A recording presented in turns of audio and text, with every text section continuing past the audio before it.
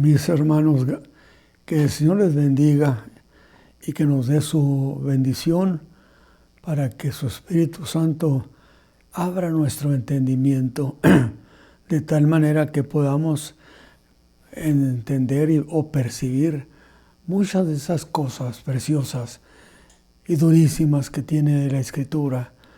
Estamos estudiando aquí en el libro de Apocalipsis, que es un libro sobre la segunda venida de Cristo, pero al mismo tiempo suceden muchas cosas en relación a la segunda venida de Cristo y esperamos ser bendecidos esta tarde.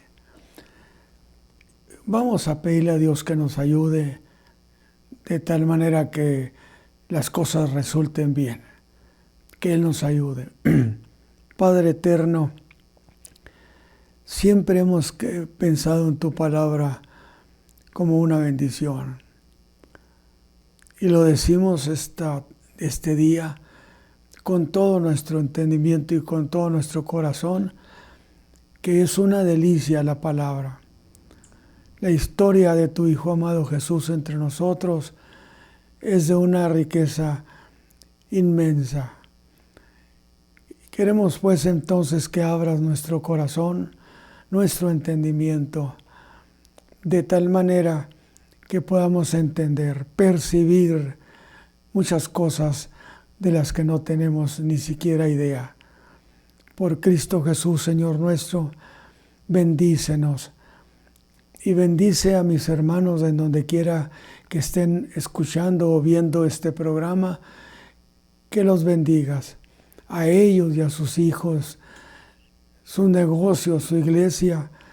Señor, sea una bendición. Por Cristo Jesús, Señor nuestro. Muchas gracias, Señor. Muy bien, mis hermanos, pues, y si continuamos con estos capítulos que dije son el 17 y el 18. ¿Por qué? Porque tienen cosas en común, de tal manera que es como si fueran gemelos, por las ideas que aquí se presentan. El capítulo 17, pues es la destrucción de la ramera, particularmente, ¿qué cosa es esa ramera? Bueno, en el capítulo 17, versículo 18, lo dice: y la mujer que has visto es la grande ciudad que tiene reino sobre los reyes de la tierra. O sea, es una ciudad representada también por esa mujer ramera. Y el 18, pues es la destrucción de la Gran Babilonia. Entonces, empezamos, mis hermanos, de tal manera que seamos bendecidos. El capítulo 17 empieza de la siguiente manera. Dice Juan: y vino uno de los 7 ángeles que tenía las 7 copas. Se identifica como uno de los ángeles del capítulo 16. Capítulo 16 de aquellas 7 copas que eran sentencias que se habrían de ejecutar. Y le habla acerca de una visión muy importante. Y se ven acá, y te mostré la condenación de la ramera, de la grande ramera, la cual está sentada sobre muchas aguas, con la cual han fornicado los reyes de la tierra, y los que moran en la tierra se han embriagado con el vino de su fornicación. Así podemos empezar también nosotros con esta declaración que ha hecho este ángel, que era de los 7 ángeles del capítulo 16. Y presenta a esta mujer, le dice: te voy a mostrar a la grande ramera, la madre de las fornicaciones de la tierra. Y entonces conviene que digamos, bueno, aquí en particular, ¿qué representa o qué significa eso de fornicación? Bueno, evidentemente no se trata precisamente de una cuestión meramente de inmoralidad, ¿no? Se trata precisamente de que esto representa una religión, o cuando menos un concepto que tiene carácter de religioso, que no necesariamente debe ser visto de solo de esa manera. De tal manera entonces que tenemos en mente la madre de las fornicaciones de la tierra. No una de las rameras, no, la madre de todas ellas, origen de todas ellas, es la madre de todas las fornicaciones de la tierra. Y si fornicación aquí en este pasaje tiene que ver precisamente con un concepto de carácter religioso, cuando menos una manera de presentarlo así, como si fuera una religión, pero que implica mucho, mucho, mucho más que eso, que una mera religión, porque estamos hablando en origen de un culto satánico, la verdad. Entonces, todo lo que en la tierra, en toda la tierra, es adoración de religiones falsas, de dioses ajenos. Ella es origen. Y yo dije lo siguiente, es muy importante entender que cuando se entiende esto como origen, a veces da la impresión de que se trata de algo que sucedió en el imperio de Babilonia. Desde luego que aunque se relaciona con Babilonia, porque es el origen de la rebelión en términos después del diluvio, de cualquier manera, no es allí donde empieza esta cuestión de la religión de Babilonia, porque no empezó durante el imperio de Babilonia.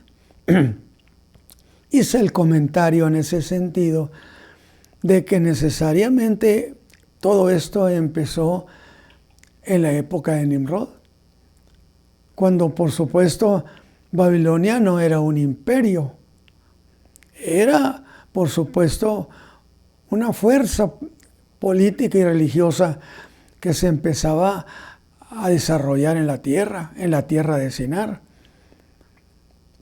Pero faltaría muchos años o un tiempo para que llegara el imperio Babilonia como imperio. Entonces, cuando hablamos de esto, de las fornicaciones de la tierra, necesariamente la ubicamos no en el imperio de Babilonia, aunque es parte del imperio de Babilonia, sino en la época de Nimrod, y particularmente donde la esposa de Nimrod, Semiramis, era una ocultista, y ella fue la que engendró, por así decirlo, bajo el consejo de las tinieblas indiscutiblemente, una especie de dominio a base de una religión que hizo a la gente creer el mismo asunto, es decir, ¿por qué? Porque el capítulo 11 del Génesis establece que en ese tiempo la tierra era de un mismo idioma, de un mismo lenguaje y de una misma manera de pensar. Y si definitivamente no había una otra manera de pensar y de expresar más que esa, no había ningún problema para que cualquier cosa se convirtiera en un asunto de Estado. Y precisamente las cosas que sucedieron allí se convirtieron, por así decirlo, en una religión de Estado. Es decir, si se había establecido una forma de pensar única en el tiempo de Nimrod y Semiramis, pues no es problema poder entender que aquello se convirtió en eso, en una forma de pensar de Estado.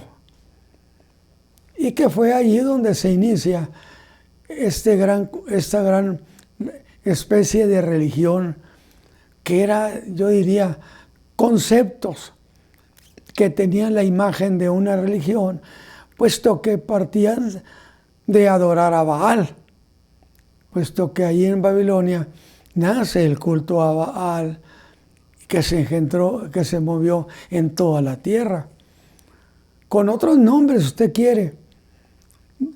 Entonces, le muestran a Juan, a esta mujer ramera. Y ella viene sobre la bestia, dice la Escritura. Nada más que pareciera muy sencillo ese detalle, pero el hecho de que ella viniera montada sobre la bestia, que también entendemos que se trata del anticristo, del gobierno del anticristo, lo que él representaba. Pero significa, si la mujer ramera venía montada sobre la bestia, eso representaba el dominio, el señorío que tenía y el poder que tenía incluso sobre aquel que era el anticristo a corto plazo.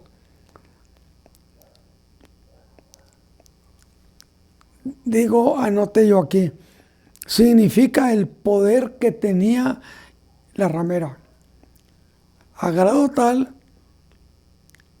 que iba montada sobre la bestia. Tenía señorío, tenía dominio, que hasta el día de hoy, la Escritura aquí, la profecía dice que tienen dominio sobre los reyes de la tierra. No que tuvieron, ya no tendrán, no. Sigue siendo un señorío y un dominio. Esta cuestión es muy importante. Y entonces, además de esa bestia, tenía 7 cabezas y 10 cuernos. Y esas 7 cabezas habrán de representar también 7 montes sobre los cuales fue edificada la mujer. Que en realidad, al decir mujer, al final del pasaje de Apocalipsis 17, dice, es la grande ciudad sobre la cual se edificó o se estableció. Es decir, ¿qué significaría eso entonces? Bueno, significaría que en esa ciudad esta tenía la sede de su dominio. Por eso dije, no necesariamente significaba una religión. Mucho más que eso, significaba tener dominio. Y tener dominio, yo lo digo de esta manera, no empezó ese dominio cuando el imperio de Babilonia se manifiesta. Porque ha habido 2 imperios, grandes imperios, como son Egipto y Asiria. Y el imperio egipcio fue de mucha duración, de larga duración. Entonces, no podíamos decir que esta historia de la gran ramera, la grande ramera, empezó en el tiempo del imperio de Babilonia. Porque esta es una especie de religión ancestral que nació en la época de Nimrod y en la época de Semiramis, la esposa de Nimrod. Qué interesante detalle, hermanos. Muy interesante, porque si dijéramos que esto empezó en Babilonia, pues entonces esa ramera religiosa no tuvo nada que ver en Egipto ni en Asiria. Pero ella ha tenido dominio específicamente sobre los reyes y sobre los señoríos. No en un cierto tiempo. Porque así de esta manera entendemos que esa versión de lo que ella significaba y había enseñado con esa convicción satánica es ancestral. Mucho antes de que Babilonia fuera conocida como imperio. Quiere decir que desde el principio de los tiempos ella ha estado presente en los imperios. Y entonces dice que eran 7 cabezas, que son 7 montes, que son 7 reyes. O sea, todas estas cosas las especifica el capítulo 17. Ahora, es muy interesante cómo se desarrolla la presentación de esta mujer. Porque da la impresión, la escritura, de que hubo un conflicto entre la bestia y la mujer ramera. Entre esa religión, lo que usted quiere entenderle como esa religión, todo lo que implicaría, porque no implicaba nada más una forma de creer, significaría todo un contenido de cuestiones de dominio y señorío sobre la tierra. Por eso dije, implicaba mucho más que una manera de creer. Porque en el tiempo de Semiramis y Nimrod había señorío, había dominio. De tal manera que a cierto tiempo ya Nimrod tenía un reino. Dominaba sobre 4 naciones o 4 regiones. Está en el Génesis escrito ahí. Pero lo importante es lo siguiente que yo quiero hacer notar de este capítulo 17. La cual dice, esta mujer está sentada sobre muchas aguas, con la cual han fornicado, fíjese bien, los reyes de la tierra, y además los que moran en la tierra. ¿Quiénes son el resto de la gente? Los reyes, esas jerarquías, esos señoríos, pero además los que moran en la tierra estaban embriagados, es decir, envueltos, como un borracho, envueltos en esta forma de creer y pensar y entender lo que el virus de Semiramis les había dado. ¿A qué me refiero con eso del virus de Semiramis? Bueno, que cuando trataron de hacer, cuando la Torre de Babel, y se dio aquella rebelión de esos tiempos, en la persona de Nimrod y en la persona de Semiramis, Dios envió el Espíritu Santo, que confundió las lenguas, de tal manera que empezaron a hablar, pero el otro no le entendía. Y eso causó la dispersión de las razas, de la raza humana. Se fueron por toda la tierra, llenando la tierra. Pero eso es importante cuando se piensa, pero ¿cómo es que todas las regiones del mundo llegaron a tener simple y sencillamente una religión basada estrictamente en Baal? Bueno, dijimos porque era una forma, solo se permitía una forma de pensar, una forma de creer, que esto se convirtió en una religión de Estado, y cuando las gentes se dispersaron en el mundo, llevaban el virus de Baal, el virus de Semiramis, de tal manera que Semiramis no tuvo que ir a visitar a cada uno de los lugares. Cuando se fueron, llevaban todo eso. Así que es muy interesante al decir que todos los moradores de la tierra estaban embriagados con el vino de su fornicación.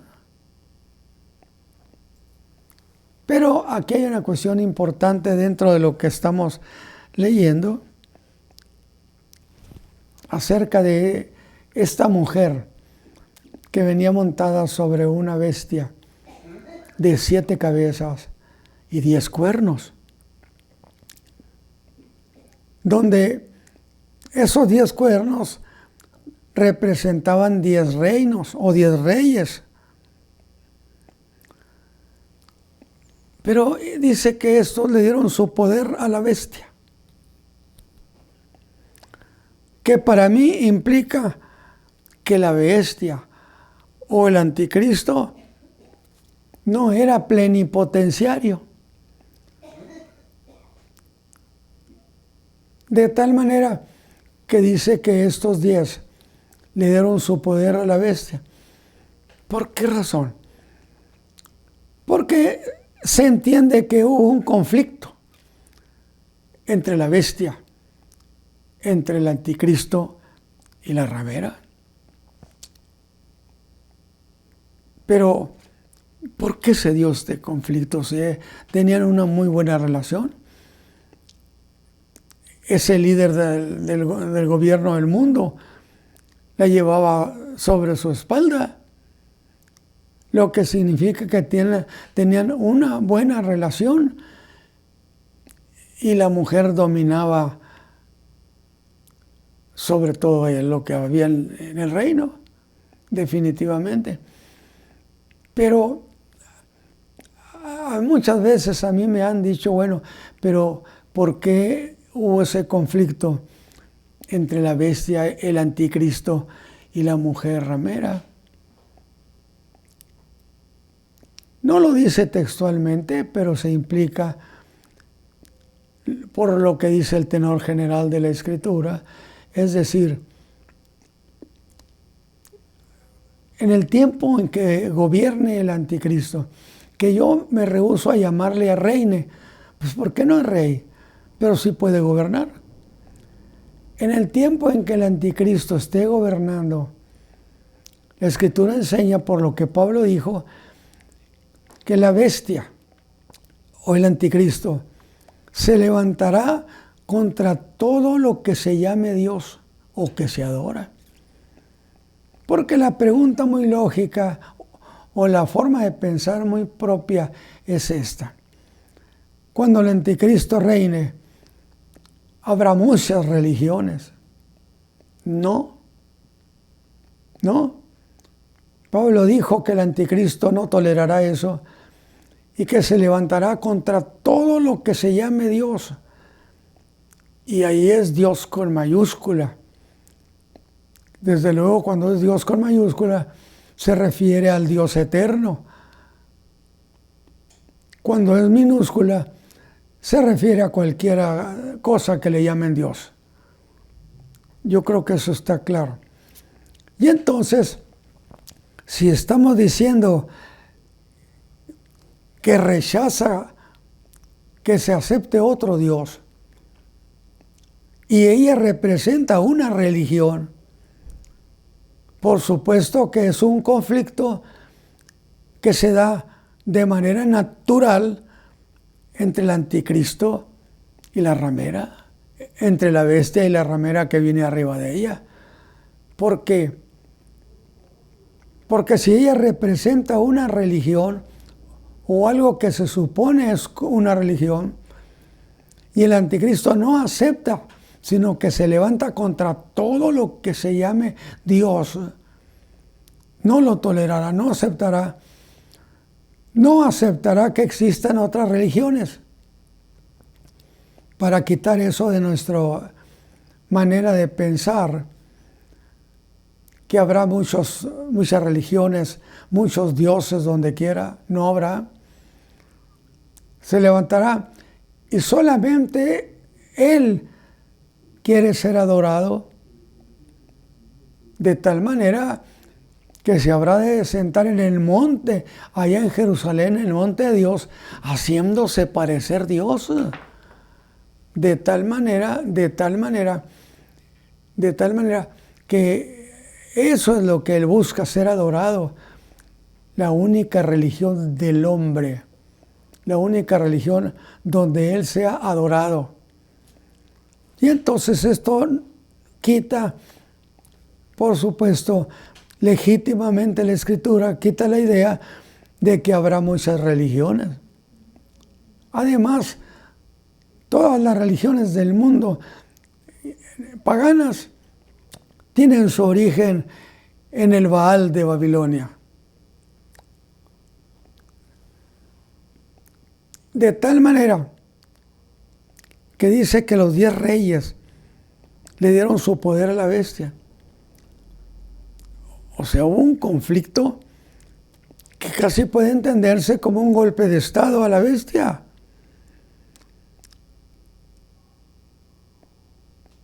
De tal manera que dije, no era un plenipotenciario.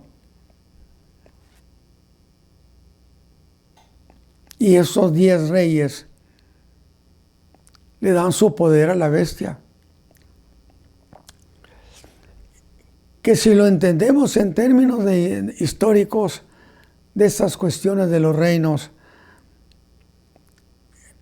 esos 10 son como una especie de lo que se llama oligarquía, que es un pequeño grupo que es el que tiene dominio y es el que nombra a los que habrán de gobernar, a los que habrán de reinar. Tiene un señorío, tienen dominio, y a eso se le conoce como oligarquía. Entonces no tiene nada de raro si el concepto oligárquico venga desde allá de Babilonia, definitivamente. Entonces la ramera entró en conflicto precisamente por un asunto religioso. Necesariamente no hay otro conflicto con ellos. Porque dice que los 10 reyes tienen un consejo, dice el capítulo 17. Como eso que llamé oligarquía. Y ahora ellos entrarán en conflicto con la ramera. O sea, toman partido puesto que hicieron, el poder se lo dieron ellos a la bestia, al anticristo. La ramera está en conflicto con el anticristo. Consecuentemente, ellos toman también partido y entran en conflicto con la ramera. Y dice que estos la aborrecerán.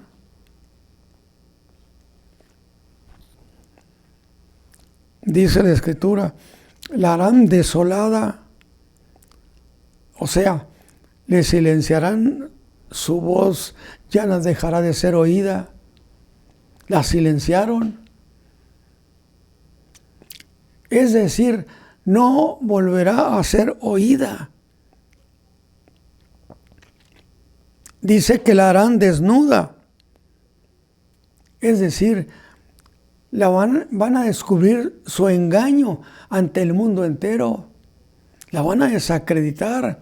O sea, es una feroz pelea que se da entre estos 10 reyes con la ramera, que tiene un gran poderío, por supuesto. La descubrirán ante el mundo, como ha engañado por milenios a la raza humana. Y dice aquí Apocalipsis, y devorarán sus carnes. Y a la interpretación significaría que se apoderan de todas sus riquezas. Pero estos 10 van más allá de eso. la destruyen. Y dice la Escritura, Apocalipsis aquí, que es lo que Dios puso en ellos, a grado tal que esos 10 tienen un consejo y todos estuvieron de acuerdo con tomar esa decisión de destruirla. No hubo ninguno de los socios, no hubo ese rechazo. Los 10 estuvieron de acuerdo en que la destruyeran. ¿Y cómo la destruyeron? Incendiando la ciudad. Ahora, no está diciendo la Escritura que incendiaron a Semiramis, que incendiaron a una mujer en particular. No, es que esa religión satánica está representada por una mujer. Porque precisamente es muy interesante ver la historia que Satán nunca está representado por una mujer, sino por hombre. Mientras que el culto satánico siempre está asociado a alguna mujer en esos conceptos. Y destruyen a esa ciudad. Desde luego la mencionan como haber destruido, incendiado a esa mujer ramera. Sí, pero significa una ciudad, dijo la profecía, una ciudad que tiene dominio sobre los reyes de la tierra. Y es la manera como terminó. ¿Qué es lo que el ángel le dijo? Ven para que veas la destrucción de esta mujer. ¿Cómo va a terminar? Como lo dice el versículo 1 del capítulo 17 de Apocalipsis, que demuestra cómo será su destrucción. La destrucción de esa grande ramera, donde es en la representación de esa mujer, pero también formalmente representa el incendio de una ciudad de manera absoluta, total, una grande ciudad, la cual es incendiada y se considera que es como incendiar a la mujer ramera. ¿Por qué? Bueno, indiscutiblemente porque allí, en esa ciudad, era la sede de todo lo que se hiciera en términos de satanismo, en términos de enemistad con Dios. Y entonces es legítimo decir que fue incendiada la ciudad, por supuesto incendiando también, acabando con todo lo que ella representaba en esos términos. No, eso de la religión, de una religión, evidentemente sería importante, atractiva para los moradores de la tierra. Es el resto de todos, no los reyes, no los príncipes, sino los moradores de la tierra, que según Apocalipsis los tiene embriagados,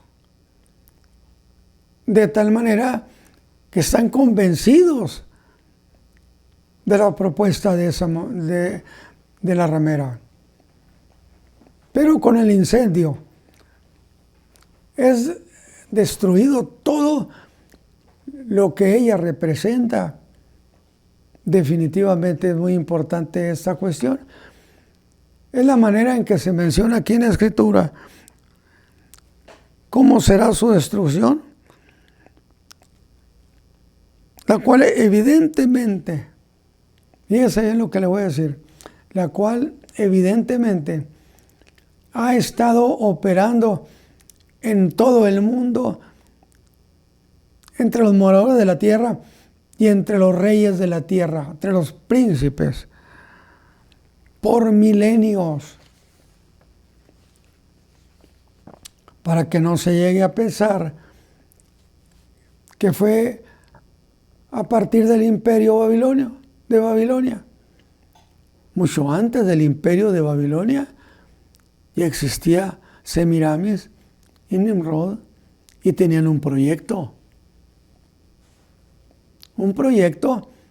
perverso, satánico, enemistado con Dios formalmente. Por eso dice que son pueblos, muchedumbres, naciones y lenguas. Y cuando yo leía hace años, siendo un joven predicador, y lenguas, yo decía, ¿qué necesidad tenía de decir naciones y lenguas? Bueno, porque puede haber una región o un pueblo que tenga tal o cual religión, que sin embargo no es la misma de los que hablan de otra manera ahí cerca. Por eso, sea de una manera o de otra, abarca hasta las lenguas lo que hablaban en la región.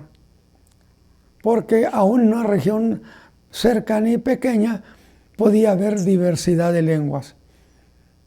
Sin embargo, esa fe de Baal había llegado a todos los idiomas, a todas las lenguas, a todas las maneras de hablar y expresarse. Y muchedumbres y naciones y lenguas. Que si usted va conmigo, implicaría la universalidad espiritual de ese cuerpo de fe religioso. Una vez más, implicaría la universalidad espiritual. Había un señorío espiritual sobre todas las regiones. Por eso Pablo en su carta a los Efesios habla acerca de esas entidades de maldad que cuando los expulsaron del cielo les dieron los aires por casa de arraigo. Y ahí están, y ahí han estado, y desde ahí operan su maldad sobre las naciones. Eso lo dice Pablo a los Efesios. Por eso es correcto pensar que se había convertido en un asunto mundial, de toda la raza humana. Y note que no dije todas las razas, porque según el sermón de Pablo en el Areópago, dijo que Dios de una sola sangre hizo a todos, derribando el concepto de razas y dejando únicamente la idea de existe la raza humana, porque de una sola sangre las hizo a todas. Qué interesante, la Escritura siempre tiene cosas de esa manera para enseñarnos. Pero la profecía, hablando de esta mujer ramera, que no es una mujer ramera, es la grande ramera, que podemos considerarla como la madre de todas las rameras de la tierra, de todas las fornicaciones, porque ellos están en el virus de Semiramis, en el virus de la vieja Babel, no del imperio babilonio, aunque en el imperio babilonio, por supuesto, que seguía imperando Semiramis y Nimrod en esos términos. La profecía revela entonces cómo será el fin de ella. ¿De qué? De esa grande ciudad que la representa, de esa grande ciudad que ha sido la sede milenaria, desde donde se promueve todas estas maldades y dominio de Satán sobre la tierra.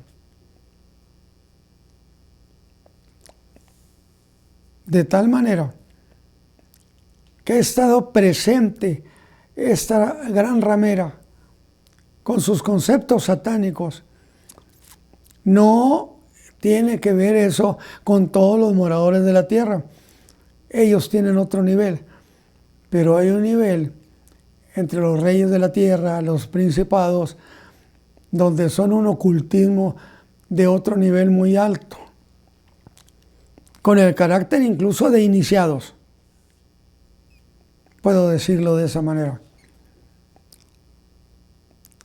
Ha estado presente en todos los imperios. Lo dijo Juan en su primera carta.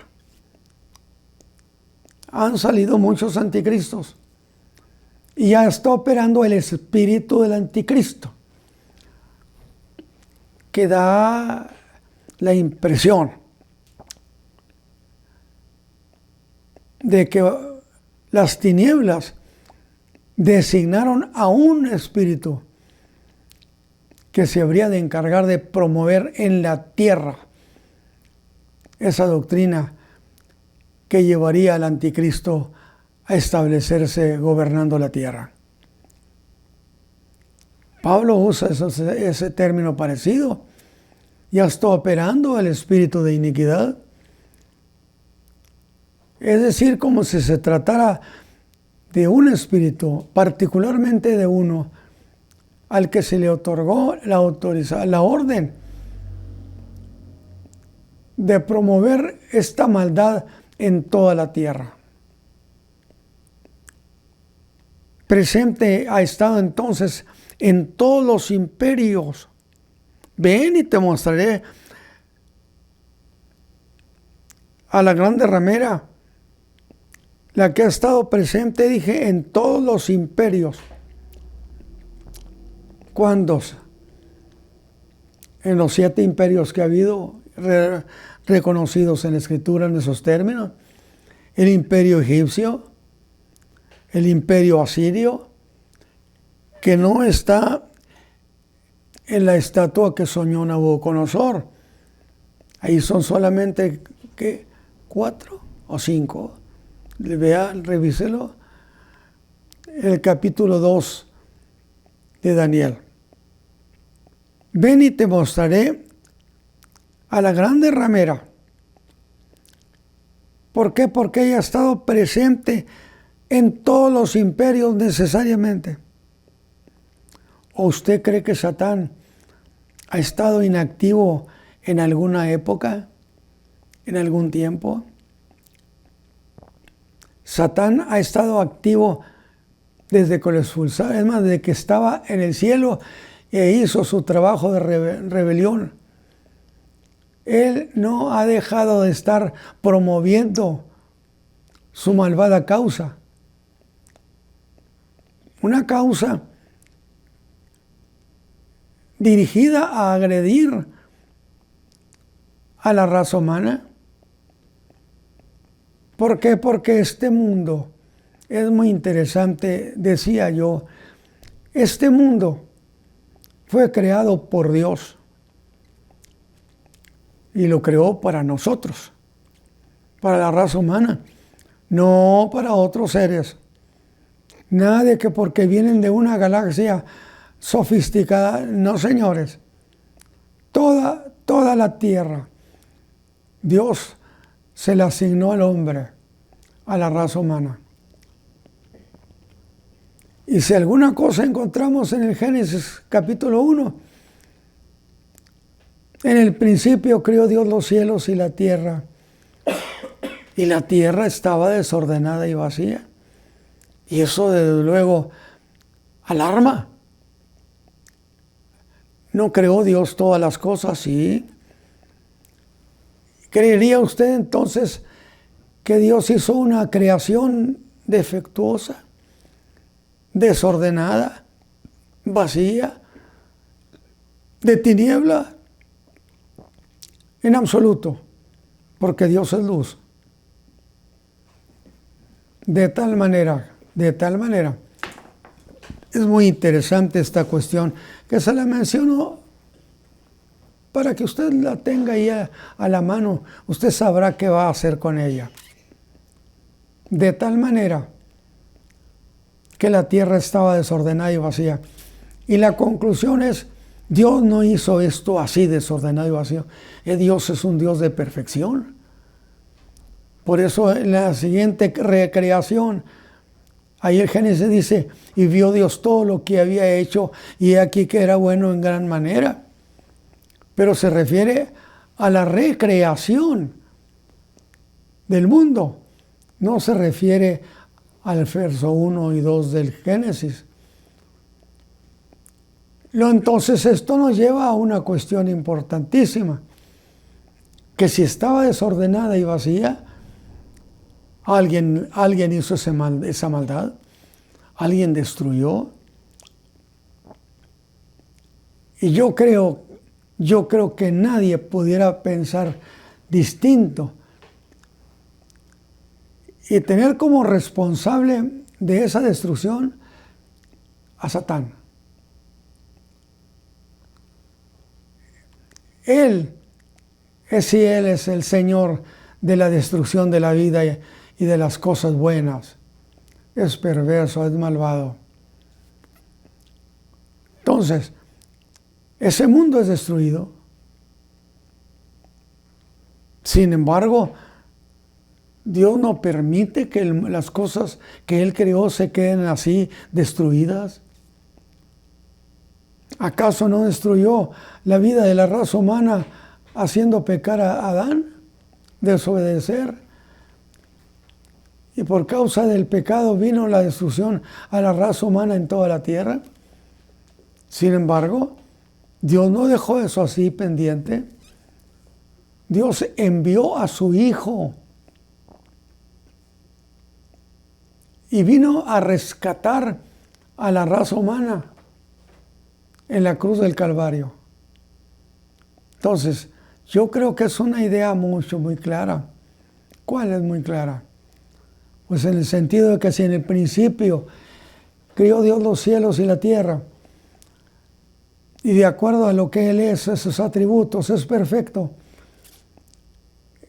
lo que había ahí en la tierra desordenada y vacía no era trabajo de Dios. Y entonces esto nos lleva a lo siguiente, que acabamos de decirlo. ¿Qué es lo siguiente?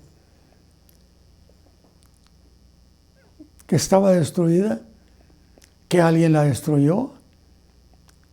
Y el único que tiene esa característica es precisamente Satán, el diablo, el enemigo de Dios. Y es muy importante, yo dije, pero Dios no dejó las cosas destruidas. Es decir, bueno, ya están destruidas ahí que... No. Dios recuperó la belleza del mundo, el orden. ¿En qué forma? El versículo 2 del Génesis lo dice, capítulo 1, verso 2.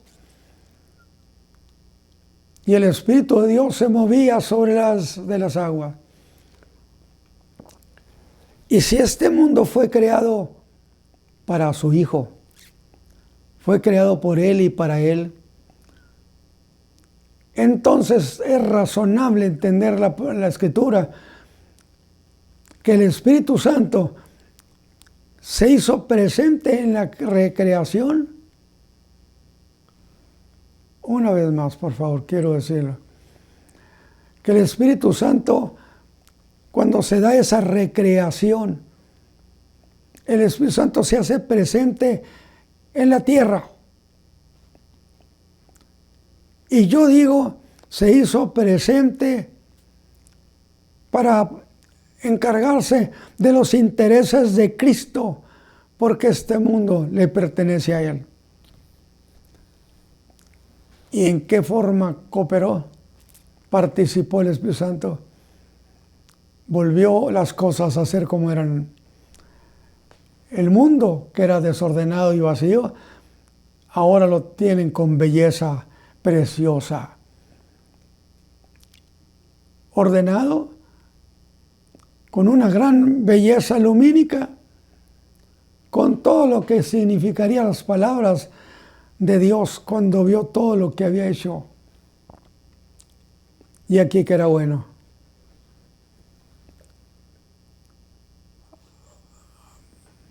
A ver, volvemos entonces a lo mismo. Yo dije, el mundo estaba desordenado y vacío. Así lo creó Dios. Por supuesto que Dios no crea las cosas de esa manera. Pero tampoco los dejó de esa manera. Y se dio una recuperación donde el Espíritu Santo interviene en Génesis 1:2, interviene moviéndose sobre las aguas. Y la vida empezó a darse a conocer en la tierra.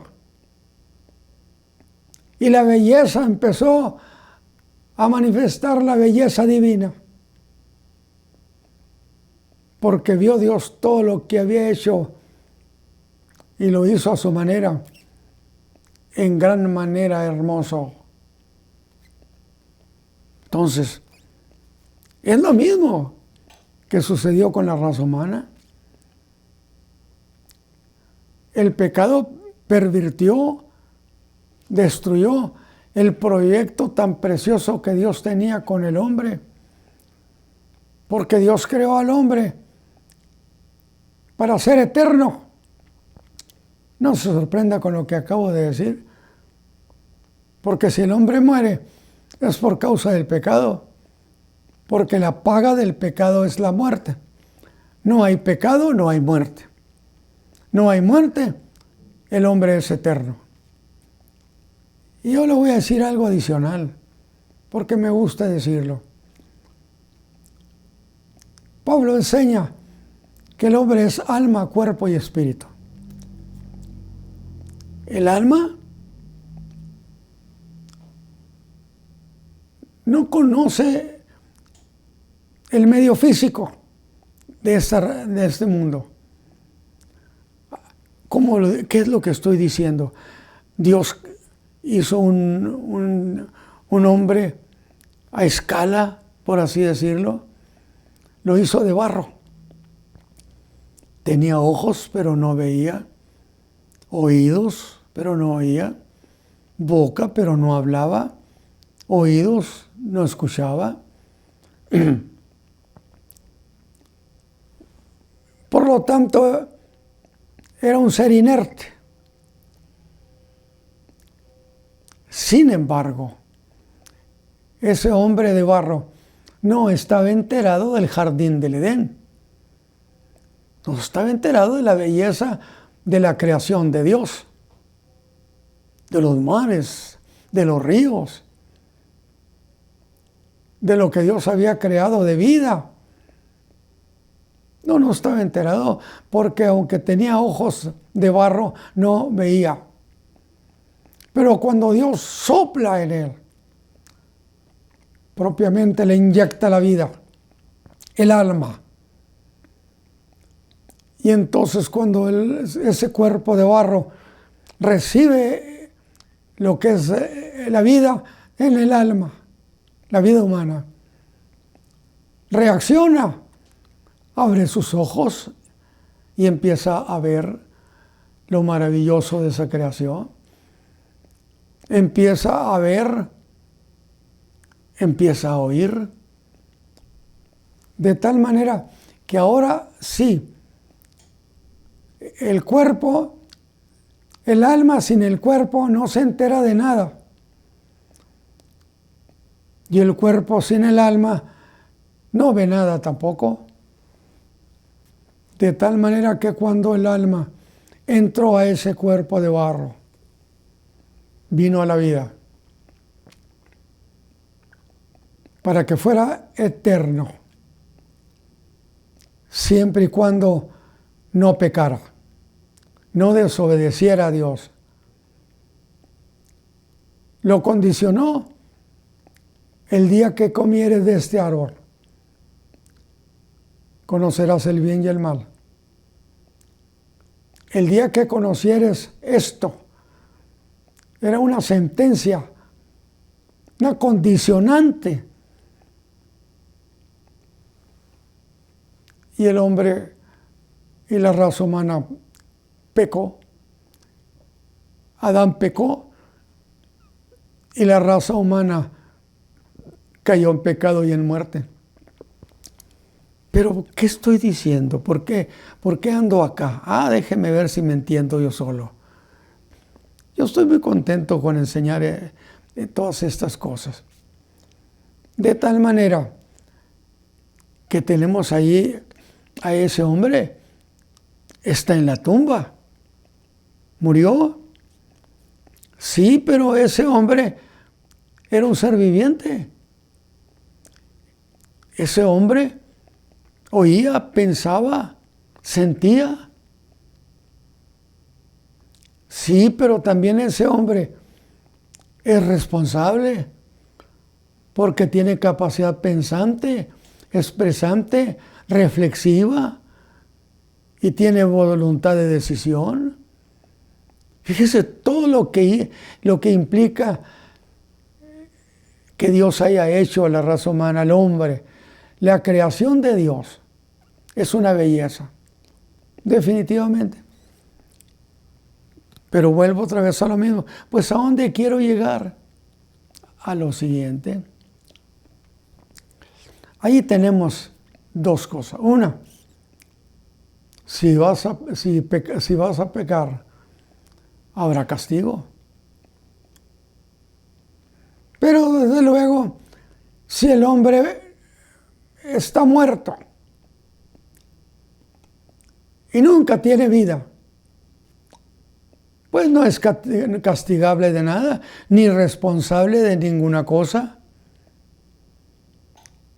Pero el hombre, creado por Dios, además de tener vida, es responsable y entonces tendrá que ser juzgado y dictaminar sobre él, sobre lo que ha hecho con su vida. ¿Y eso qué significa, hermano Ramos? Bueno, significa que ese hombre murió, pero tiene muchas deudas con la justicia divina, hizo muchos males. ¿Y cómo lo va a juzgar Dios? Pues tiene que traerlo a la vida, como era el hombre integral, alma, cuerpo y espíritu. Ese cuerpo resucitará, porque tiene que ser traído a juicio. Escúcheme bien. La resurrección es precisamente para que el hombre sea traído a juicio delante de Dios, en el tribunal de su justicia, y reciba sentencia. Ahora bien, hora de castigo, según se ha juzgado. Entonces, mire qué interesante. ¿Por qué era necesario que el cuerpo tuviera la posibilidad de volver a la vida? Que alguien me dijo, hermano Ramos, ¿y con qué cuerpo va a resucitar? Con el que tenía hace 5,000 años, le dije. ¿Cómo es posible? Pues porque el cuerpo, el alma y el cuerpo son socios. ¿O no cree eso? El alma y el cuerpo son socios. El cuerpo no peca, peca el alma, pero usa el cuerpo para pecar. ¿Qué detalle? Consecuentemente, tiene que haber una resurrección para que entonces, junto con su socio, el alma, sea llevado a un juicio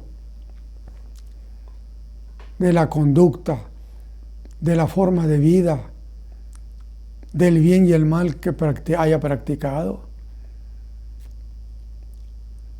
Y el cuerpo de un creyente tendrá que ser igual que como cuando lo sepultaron. Es decir, no va a resultar con que ahora aparece con un cuerpo ajeno. De ninguna manera. El creyente, cuando sea resucitado, tendrá que venir con su propio cuerpo. Y eso es muy interesante. Digamos, ¿cómo es posible que el alma pueda aceptar o identificar y decir, ese era mi cuerpo en el cual yo vivía? Porque el cuerpo es una morada, es una casa, es un tabernáculo donde el alma vivía. Murió y se hizo polvo. Pasaron miles de años, pero resulta que Dios ordena la resurrección, que se levanten a la vida. Por consecuencia, el alma habrá de reconocer su cuerpo. Y el cuerpo se juntará con su alma, con la suya. Por eso dije, el alma y el cuerpo son socios. Yo espero que haya podido darles la idea que es tan preciosa. ¿Por qué?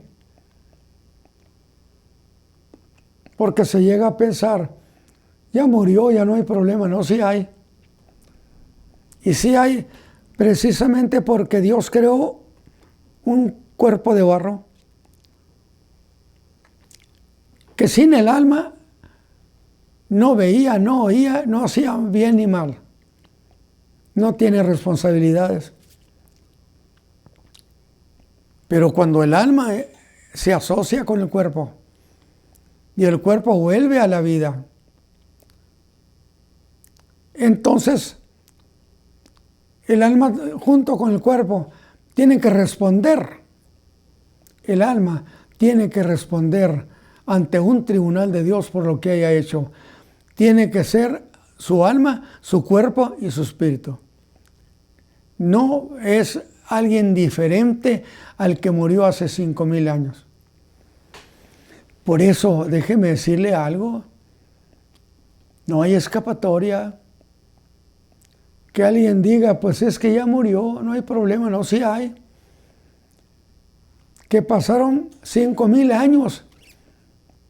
Y allá en la época prehistórica, o como usted le quiera llamar, cuando los dinosaurios, cuando todos esos animales que se dice que existieron, y yo no tengo problema para entender que en ese mundo que Dios creó en origen y que el diablo destruyó, haya sucedido cosas como esa. Si Dios creó un mundo completo, hermoso, y ahora que se da la resurrección, yo le quiero preguntar a usted que me escucha, imagínese, ¿cuántos millones de hombres y mujeres han vivido sobre la tierra?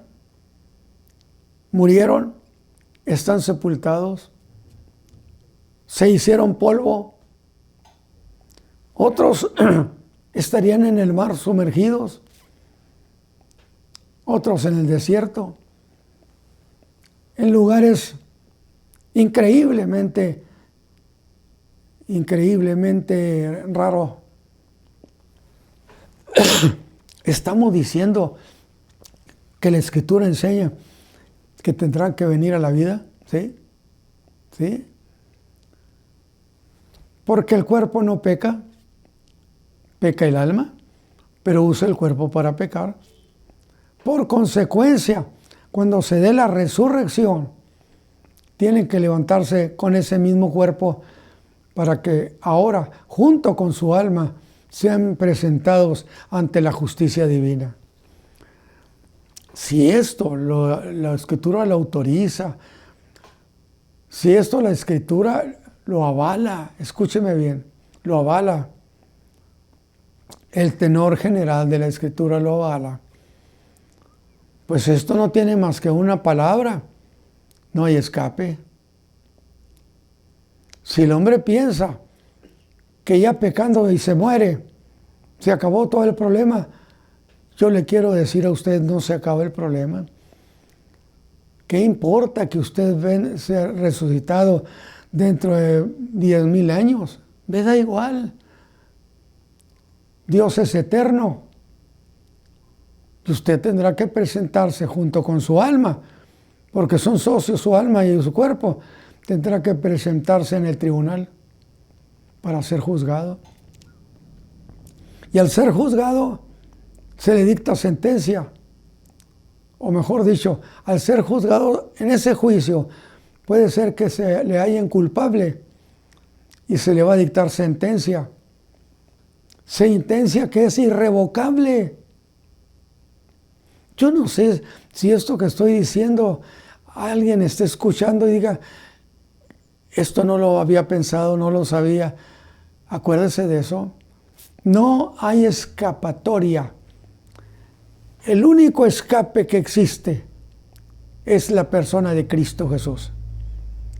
Si creyeres en tu corazón que Dios lo levantó de los muertos, serás salvo. El que cree en el Hijo tiene vida. El que es incrédulo, el Hijo no verá la vida. Verá la existencia. Porque es lo que me decían, bueno, pero si vuelve a la vida, ¿vivirá eternamente? Le dije, no. Si es un juicio donde salió culpable, no volverá a la vida. Porque la vida es Cristo Jesús.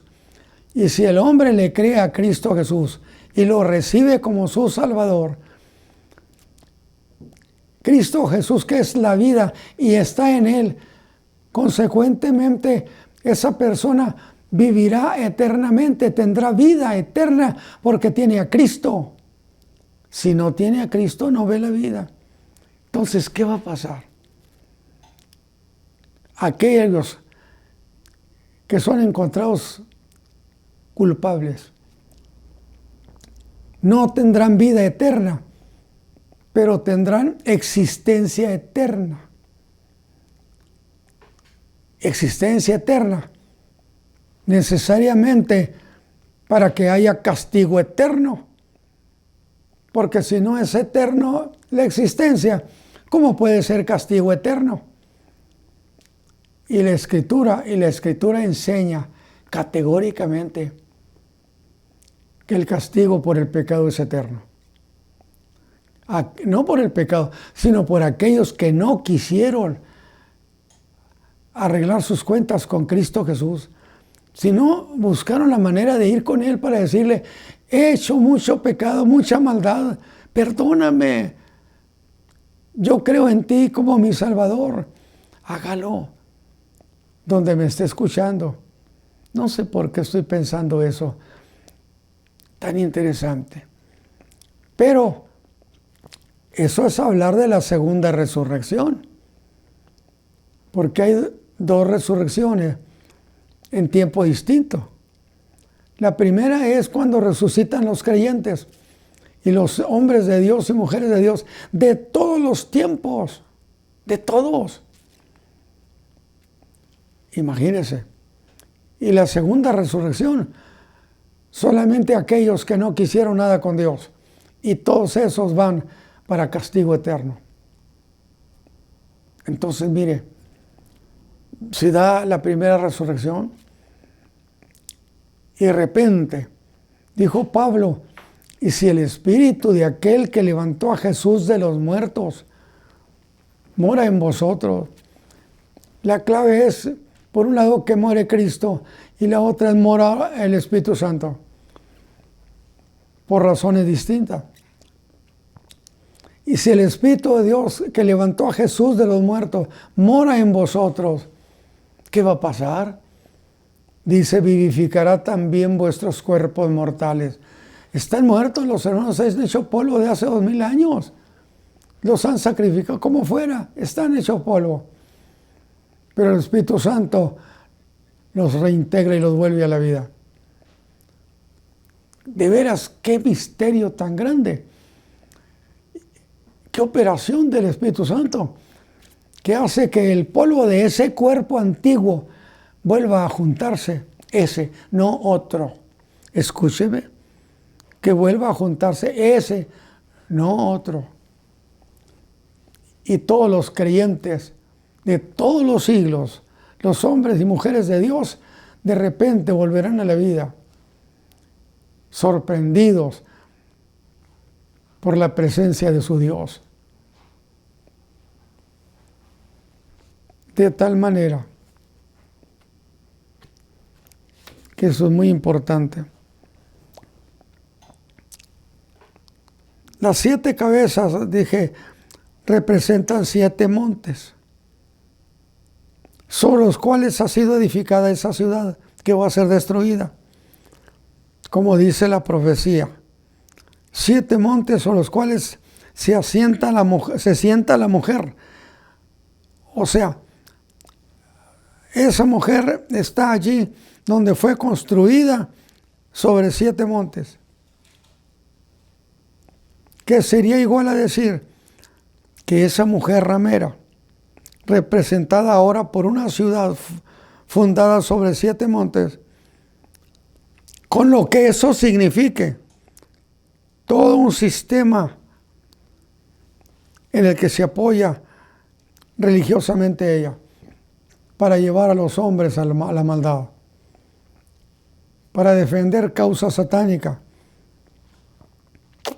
Pero también son 7 reyes, 7 montes, 7 reyes, que son 7 imperios, sobre los cuales ha estado esa mujer ramera, pero de todos los tiempos. Por eso dije, no puede pensarse que lo del anticristo empezó con el imperio babilonio. No. Eso es una operación de las tinieblas de tiempo atrás.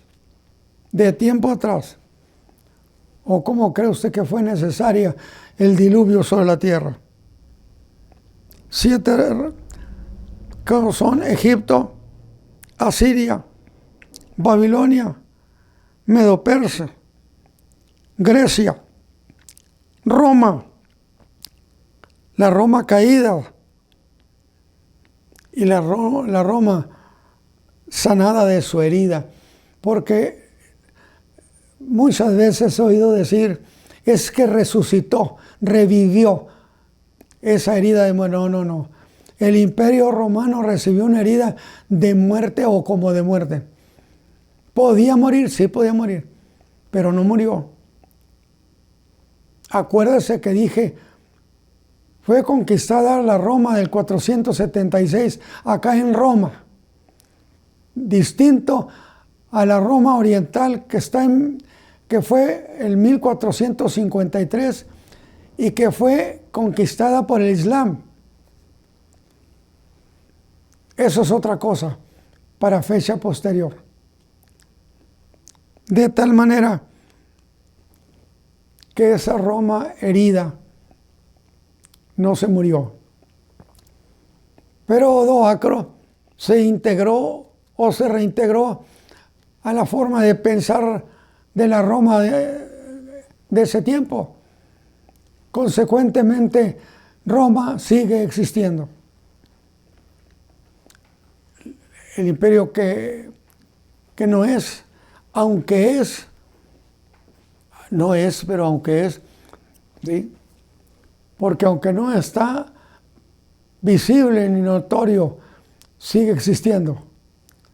El imperio no es, aunque es. Voy a ir terminando.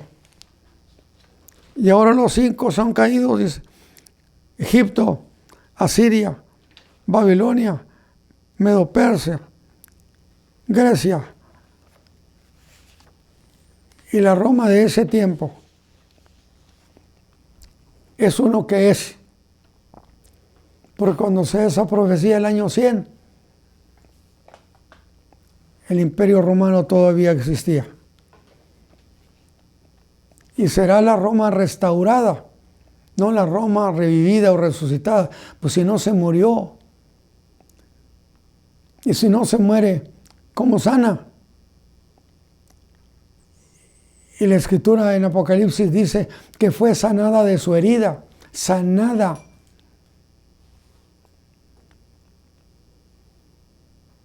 Su herida quiere decir que existe, y cuando venga, dice la Escritura, durará poquito tiempo. ¿Cuánto sería? Pues la profecía con Daniel dice que son 7 años, porque habla Daniel 7:25, habla de que de un tiempo y tiempos y la mitad de un tiempo. Un tiempo, 1 año, tiempos, 2 años, ya son 3, medio tiempo, 3 años y medio. De lo que conocemos, sin embargo, son 7 años de lo que normalmente se dice, la gran tribulación será 7 años. Y yo digo, durará 3 años y medio, aunque dure 7 años los conflictos en la tierra. Y la bestia que era y no es, porque aún no llega. Cuando llegue será el octavo, porque de ese imperio restaurado saldrá el gobierno del anticristo, llamado el octavo reino. Por eso dice que el octavo es de los 7 y va a perdición. Ahí vamos a llegar, mis hermanos, con la reflexión de esta ocasión. Y yo espero que esta charla, este comentario de datos, signifique algo para usted. Alegría. ¿Cuál alegría? Que aunque los hermanos que han muerto, pero eran creyentes, se levantaran un día. Y dijo Pablo, iremos a encontrar al Señor en los aires, en el aire. Definitivamente que el creyente tiene una buena esperanza y tiene razón de tener ilusiones en Cristo. Vamos a orar. Padre, muchas gracias por este día que nos has concedido, y permite que estas palabras que hemos dado signifiquen alegría, gozo y esperanza y ilusión. La ilusión de tu Hijo amado Jesús, que nos dio vida eterna. Bendice a tus hijos, a sus familias, a todo lo que ellos representan. Bendícelos y bendícenos a nosotros por Cristo Jesús. Amén.